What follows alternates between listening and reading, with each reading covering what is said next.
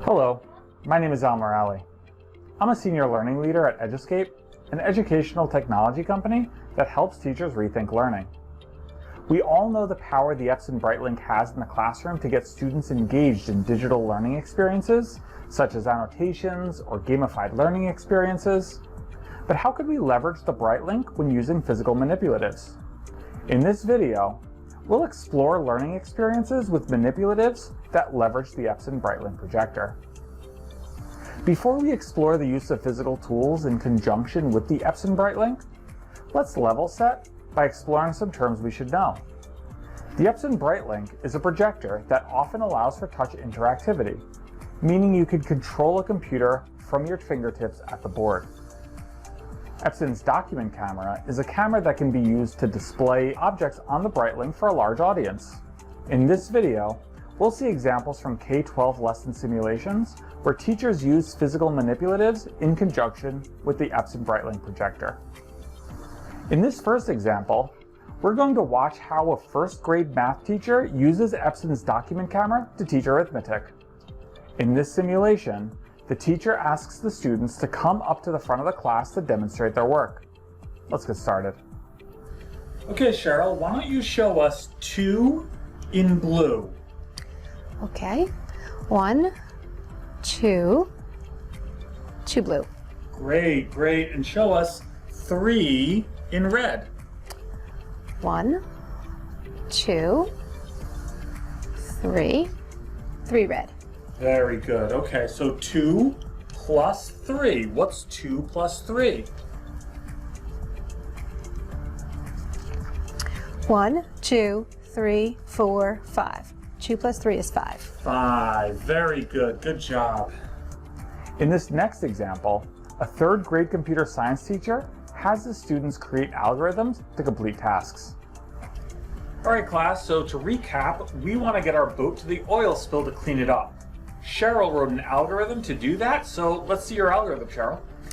Okay, first I'm going to move forward 1. Then I'm going to turn to the left, move forward 1, turn to the right, move forward 1, and I'll be at the oil spill. All right, great. Let's see it in action. Okay. Move forward 1, turn to the left, move forward 1, turn right, and I'm at the oil spill. All right, great job. Let's switch to a 5th grade science activity. In this simulation, students are learning about taxonomy. They're tasked with organizing various groups. The student at the document camera has to categorize arthropods. All right, Cheryl, you were assigned arthropods. Why don't you show us how you decided to classify your arthropods? Well, first, I made them into 2 groups. The arthropods that have an antenna and the arthropods that do not have antenna.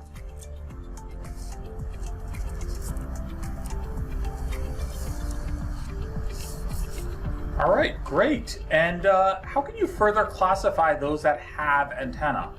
Well, I can further classify according to which ones can fly and which ones cannot.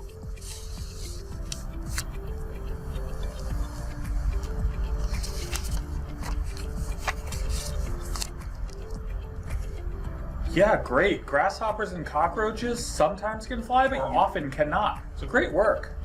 In this next example, a 6th grade music teacher wants his students to improve their ability to read music by seeing the space each note takes on paper. Let's see how he does that. All right, Cheryl, so why don't you try to recreate this beat? 1, 2, 3, 4. 1, 2, and 3, 4. Okay. I'm going to start with this. 1, 2, 3, 4. 1, 2, and 3. 1, 2, 3, 4. 1, 2, and 3, 4. Excellent, great job. Next, let's watch an 8th grade computer science teacher using Photon, the coding robot. In this simulation, students are able to view the teacher's code displayed on the board, as well as manipulate the code while at the board. All right, class, so today's task, we are going to code Photon to drive like a self-driving car. Anytime Photon sees an obstacle, we want him to turn red and turn a different direction. Anytime there isn't an obstacle, Photon should turn green and move forward, okay? So I have your algorithm right here, so you're just gonna plug this into your devices. There's only one caveat. There are some bugs in this program. So code this program, find the bugs, fix them, and then we're going to share our work, all right? Everyone ready? Let's get started.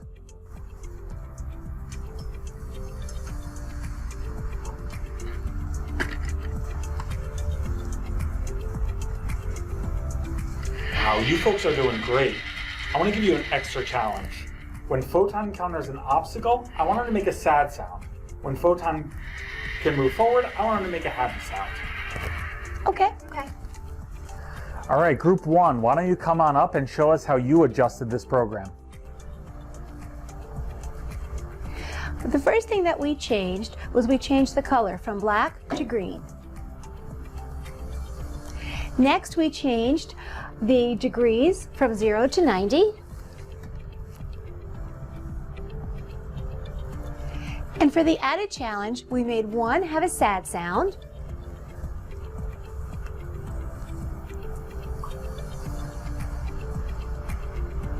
and one have a happy sound.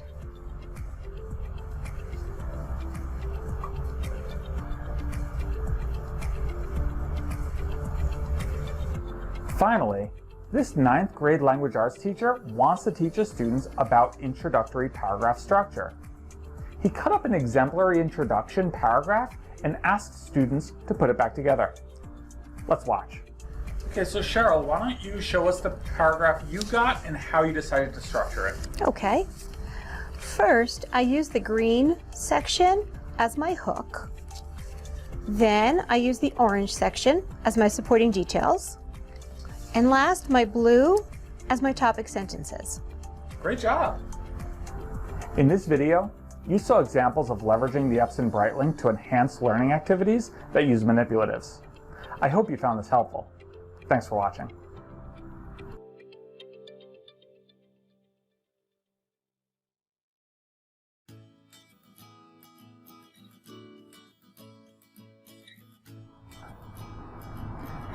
Hello. My name is Almar Ali. I'm a senior learning leader at Eduscape, an educational technology company that helps teachers rethink learning. Today, we're going to explore how teachers can build interactive learning experiences with easy interactive tools. In this video, we'll explore examples of interactive K-12 learning experiences using interactive tools and Brightlink. According to a 2015 Carnegie Mellon study, students improve learning outcomes 6-fold when they do learning instead of receive learning. This means we can leverage Epson's Brightlink and easy interactive tools to create more hands-on experiences for learners. We're going to look at some examples of what this can look like, but first, let's level set by exploring some terms we should know. The Epson Brightlink is a projector that often allows for touch interactivity, meaning you can control a computer from your fingertips at the board. Easy Interactive Tools is Epson's free, downloadable digital whiteboard software. You can use it to annotate documents on the computer, create interactive learning experiences, and more. In this video, we'll be focusing on interactive learning experiences using the station rotation.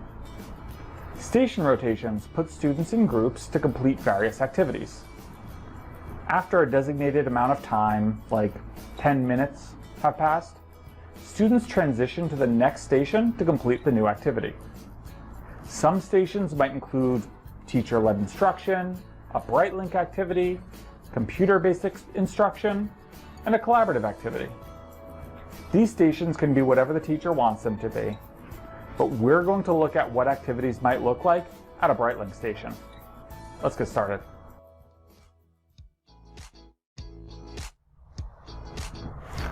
All right, so now we're going to take a look at some easy interactive tools engaging activities specifically designed for the station rotation.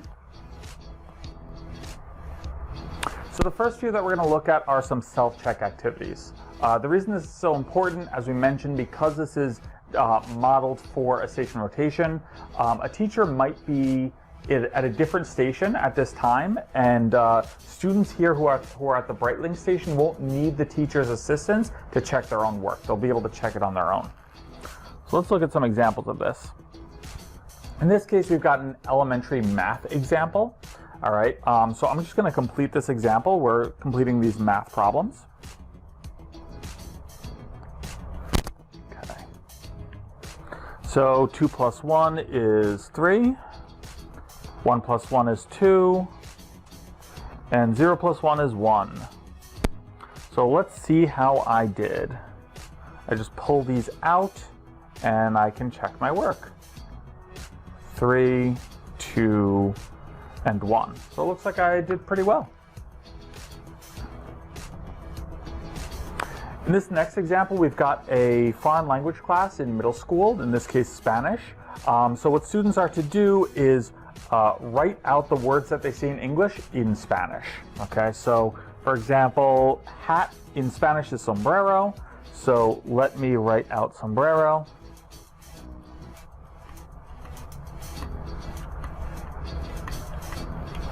And then in order to check my work, I'm just going to drag this black box over the red box, and it looks like I got that right as well.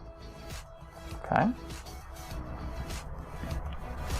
In this third example, we're looking at high school literature. In this case, students are reading Hamlet, and the teacher asks what the phrase outrageous fortune means. So in this case, I'm going to say it means luck or chance. So let's see if I'm right. I'm just going to grab this shape and send it to the back. And then I have my answer. I was right. It is chance. Okay. So those were some self-check activities. Now we're going to look at some drag and drop activities. Drag and drop activities are great because they're very engaging and fun for students, and they can engage students in a few ways. We could check rote learning here, but we could also reach that higher cognitive capacity, get to that top level of blooms using drag and drop, and we're going to see a few examples of these now. So in this case, we've got an elementary class where students are identifying what items they should bring to class with them. All right, so in this case, I might want to bring my book bag. I'll probably want to bring a pencil. I might not want to bring my bed, but I will want to bring my lunch. Okay. Let's look at a different example now. In this case, we've got a middle school science example where students are tracking the metamorphosis of a frog. So frogs start off as eggs, and then from eggs they become tadpoles. From tadpoles they grow legs. And then finally, they become that full-fledged frog. All right.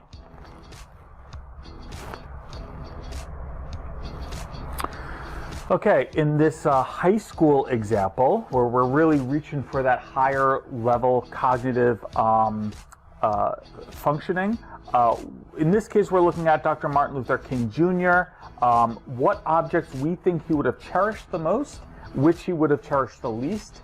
So in this case, I might say that he would cherish shiny convertible the least. That's probably not something that's very important to him. Whereas since he's a reverend, the Bible might be something that he cherishes the most.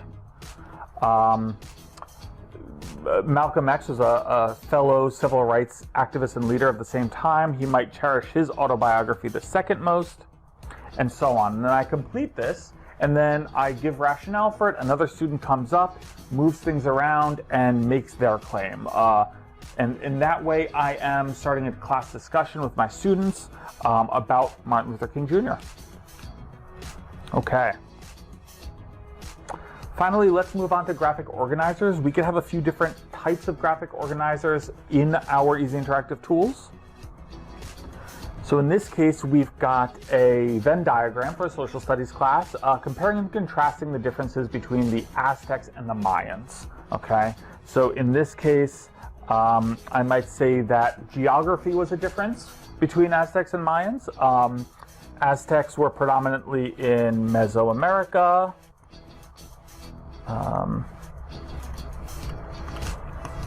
Whereas Mayans were more in like Mexico, Central America.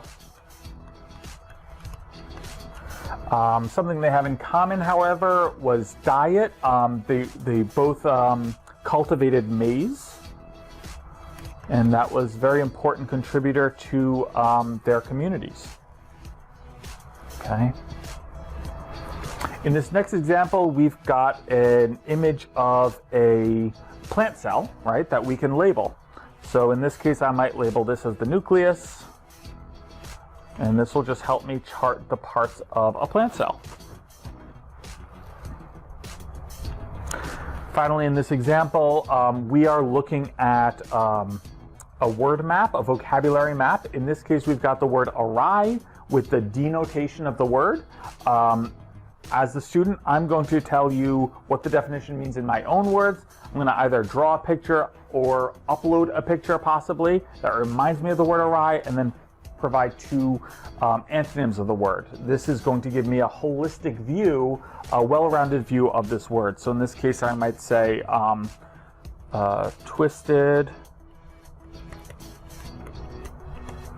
out of shape. All right, so those are just a few examples of how we might use easy interactive tools to create engaging learning activities. Before we wrap up, consider this question. Which of the activities did you see that you can adjust to fit in your classroom? In this video, you saw examples of engaging activities built with easy interactive tools to keep students engaged in a station rotation. I hope you found this helpful. Thanks for watching.